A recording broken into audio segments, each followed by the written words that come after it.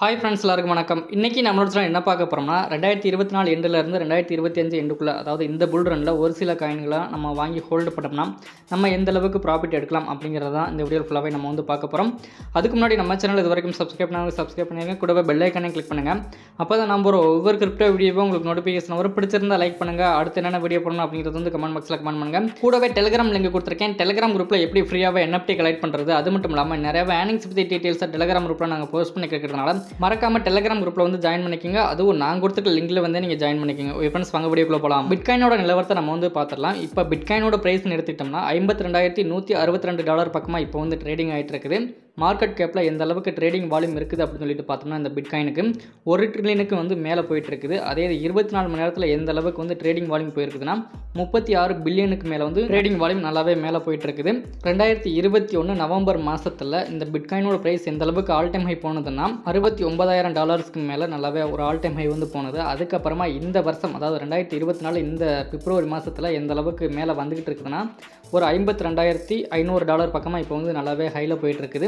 இன்னமும் எந்த அளவுக்கு மேலே போகலாம்னா, அதாவது இந்த 2024 எண்டிலிருந்து 2025க்குள்ளே எந்த அளவுக்கு மேலே போகலாம்னா, குறைந்தபட்சம்னு எடுத்துக்கிட்டோம்னா ஒரு $95,000 மேக்ஸிமம் எந்த அளவுக்கு மேலே போகலாம்னா, அதாவது அதிகபட்சமாக எந்த அளவுக்கு மேலே போகலாம்னா $1,35,000 $1,45,000 கூட வரலாம்.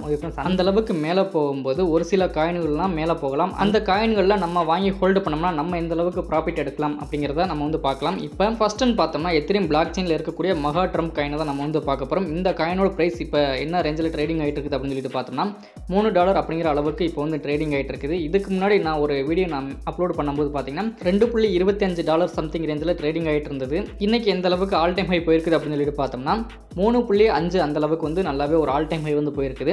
இதுக்கு முன்னாடி ஆல் டைம் லோ போன ப்ரைஸ்ன்னு எடுத்துக்கிட்டோம்னா 0.00 சம்திங் ரேஞ்சில் ட்ரேடிங் ஆகிட்டு இருந்தது. அதுலேருந்து இப்போ வரைக்கும் பார்த்தீங்கன்னா ஒரு 500 மடங்கு அளவுக்கு வந்து நல்லாவே ப்ராஃபிட் கொடுத்துருக்குது.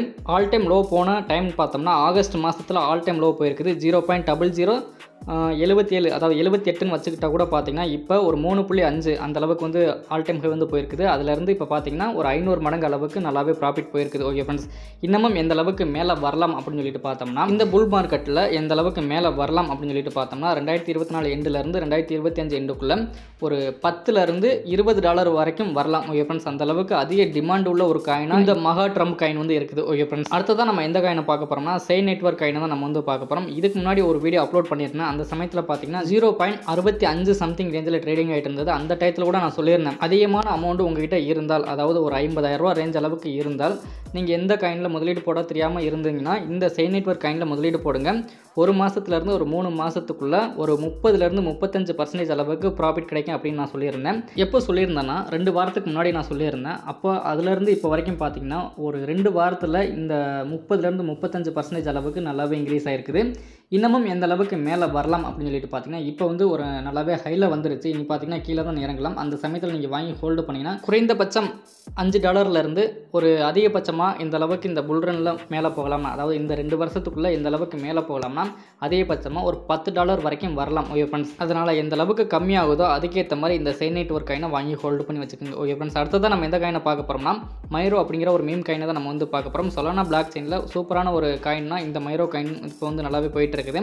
இப்போ என்ன ப்ரைஸில் ட்ரேடிங் ஆகிட்டு இருக்குது அப்படின்னு சொல்லிட்டு பார்த்தோம்னா டாலர் மதிப்பில் 0.1 சம்திங் ரேஞ்சில் இப்போ வந்து ட்ரேடிங் ஆகிட்டு இருக்குது. இன்னமும் எந்த அளவுக்கு மேலே போகலாம் அப்படின்னு சொல்லிட்டு பார்த்தீங்கன்னா 130 வரைக்கும் மேலே போகலாம். ஓகே ஃப்ரெண்ட்ஸ், அதாவது குறைந்தபட்சம்னு எடுத்துக்கிட்டோம்னா 130 வரைக்கும் மேலே போகலாம். அதிகபட்சமாக ஒரு 160 வரைக்கும் மேலே போகலாம்.